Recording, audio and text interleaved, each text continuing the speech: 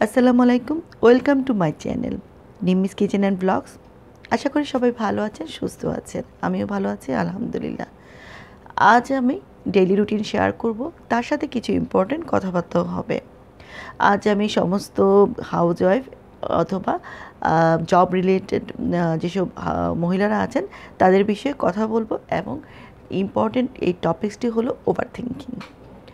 আমি নিজেও যেহেতু একটু মহিলা, তাই আমি নিজের ব্যাপারে বলতে পারি মহিলারা কিন্তু একটু সেন্সিটিভ হয়ে থাকে। ওরা অল্পতেই একটু সেন্সিটিভ হয়ে যায়, তাই ওদের ওভার থিঙ্কিংটা খুব সহজে ওদের মধ্যে চলে আসে। অনেক মহিলারা আছেন যারা হলো যে গিয়ে জয়েন্ট ফ্যামিলিতে আছেন, তাদের কিন্তু দুদিন যেতে না হতেই বিভিন্ন রকমের প্রশ্নের সম্মুখীন হতে হয়।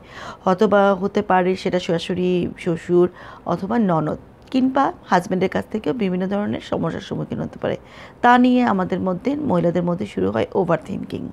আজ আমি সমস্ত নারীদের নিয়ে যে সমস্ত কথা আলোচনা করব, আশা করি এরপর থেকে এই আলোচনা শোনার পর আপনাদের এই ধরনের ওভার থিঙ্কিং বা চিন্তাভাবনা আসবে না। তো অনেক সময় দেখা যায় যে আমাদের হাজব্যান্ডরা কিন্তু আমাদেরকে বলে থাকে যে তুমি কী ধরনের মানুষ, অল্পতেই এত সেন্সিটিভ হয়ে যাও, কান্নাকাটি শুরু করো, তো এগুলো তো আসলে কিছু বিষয় না, এসব নিয়ে চিন্তাভাবনা করো না। কিন্তু আসলে আমাদের হাজব্যান্ডরা আসলে বুঝতেই পারে না যে আমাদের পিছনে যে কত ধরনের চিন্তাভাবনা নিয়ে আমাদের চলতে হয়।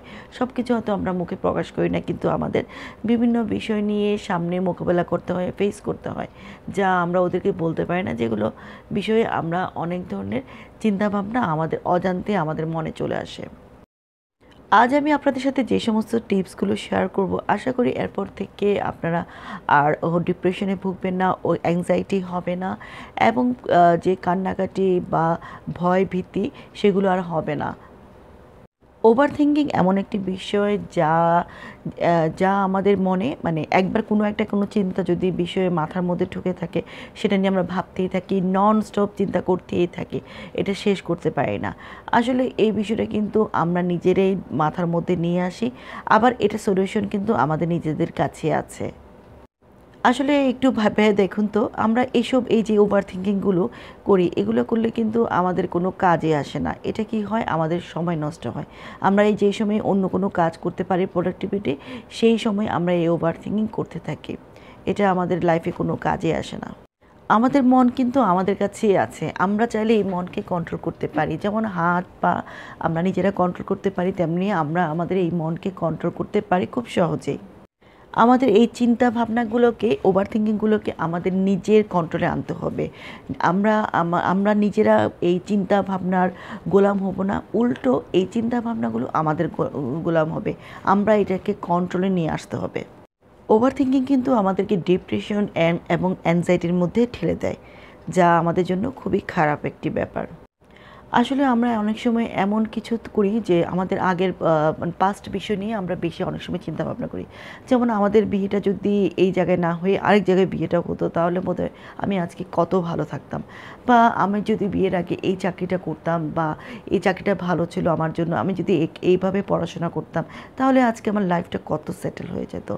বা অনেক সময় দেখা যায় যে আমাদের ঘরে যদি কাজের বুয়া বা কাজের লোক না আসে, সেদিন আমরা খুব কী করি, টেনশানে পড়ে যাই, আজকে এই কাজগুলো কী হবে, আজকে তো আমি শেষ, আজকে তো আমি কাজ করতে করতে মানে আমার অবস্থা টাইট হয়ে যাবে, তাহলে আমি কিভাবে হবে। আসলে আমরা কি করলাম, যে কাজের বুয়ার কাছে আমাদের লাইফটাকে দিয়ে দিলাম। তো এই যে বাড়তি একটা চিন্তা, হ্যাঁ, তো ওরা তো আজকে না হলে কালকে আসবে, এই চিন্তাগুলো থেকে আমাদের বের হয়ে আসতে হবে। সেখানেও আমাদের মাইন্ডটাকে সেট আপ করতে হবে যে কীভাবে কাজগুলো করা যাবে, কি করতে হবে। আচ্ছা, আসে না, ঠিক আছে, আমি আস্তে চিন্তা করি, কিছু কাজ রেখে দিব, বা এইসব বাড়তি চিন্তাগুলো আমাদের মাইন্ড থেকে একদম বন্ধ করে দিতে হবে। এভাবে কিছু মানুষ আছে যে তারা ফিউচার নিয়ে খুব বেশি চিন্তা ভাবনা করে, যে আল্লাহ, আমার ছেলে জানি ভালো চাকরি হবে কি না, আমার ছেলের ভবিষ্যৎ কী, এখানে চান্স পালো কিনা, বা আমার মেয়েটার ভালো বিয়ে হবে কিনা, ভালো বিয়ে হওয়ার পরও তারপর হচ্ছে তার শ্বশুরবাড়িতে সে সেটেল হয়েছে কিনা। এইসব বাড়তি আমরা আগেই করি কি চিন্তার মাথার মধ্যে নিয়ে আসি। একটা ছোট্ট উদাহরণ দিচ্ছি, ধরেন আপনি কোনো বাগানে গেলেন বা কোনো শপিং মলে ঘুরতে গেলেন, তখন দেখলেন সামনে কয়েকটা বাচ্চা খেলাধুলা করছে। তো আপনি একটা বাচ্চাকে থাপ্পড় দিয়ে দিলেন।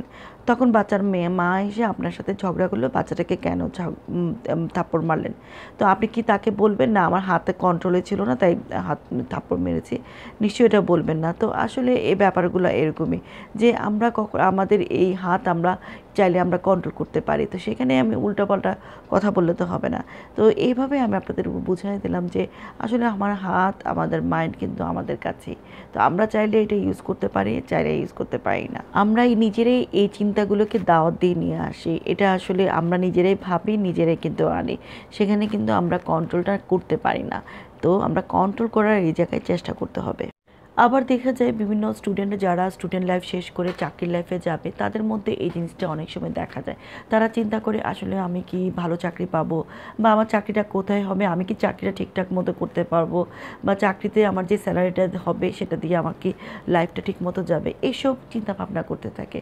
তো আসলে এসব হলো গিয়ে এই ওভার থিঙ্কিংগুলো আমাদেরকে সময় নষ্ট ছাড়া আর কিছুই দেয় না। আর ওভার থিঙ্কিংয়ের মাধ্যমে আমরা বিভিন্ন ডিপ্রেশন এবং এনজাইটি ভুগতে থাকি।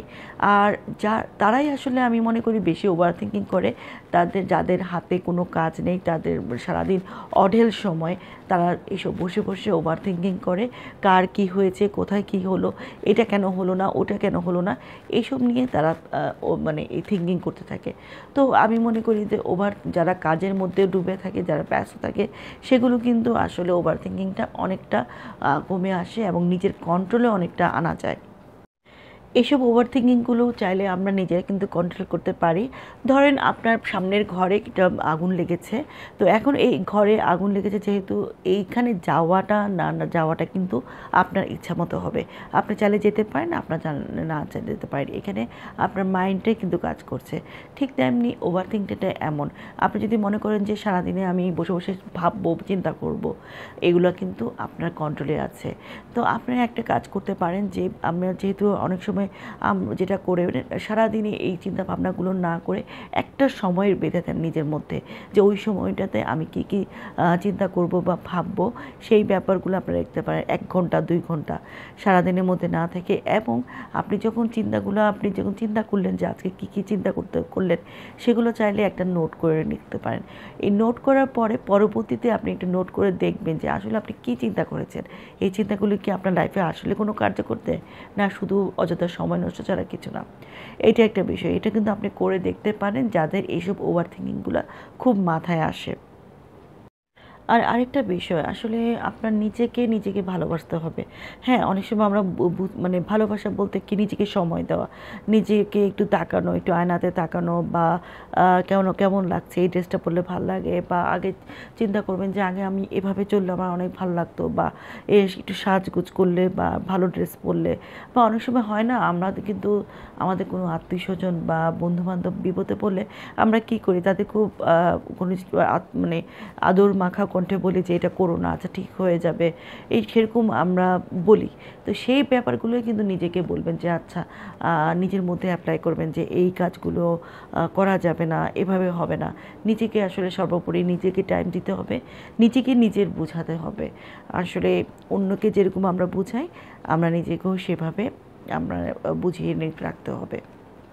এইসব বিষয় থেকে দূরে থাকার জন্য আপনি মিউজিক শুনতে পারেন, নামাজ করতে পারেন, নামাজের পরে যে বিভিন্ন ওজিফা এগুলো করতে পারেন, বা যেই আপনার ঘর পরিষ্কার পরিচ্ছন্নতা একটা শখ আছে, সেগুলো আপনি খুঁজে বাইর করতে পারেন যে এইগুলো পরিষ্কার করতে হবে।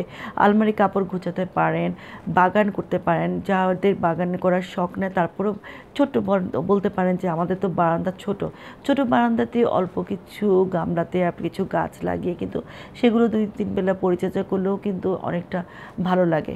সর্বোপরি কথা হলো নিজেকে নিজে বুঝতে হবে এবং এই নিজেকে একটু ব্যস্ত রাখার চেষ্টা করতে হবে। আরেকটা বিষয় করা যেতে পারে, পাড়া প্রতিবেশী যারা আছে তাদের সাথে দেখা সাক্ষাৎ করতে পারেন, বা রিলেটিভস যারা আছে তাদেরকে বাসায় ইনভাইট করতে পারেন, বা ওদের সাথে গিয়ে আপনি যোগাযোগ করতে পারেন, ওদের সাথে যেতে পারেন।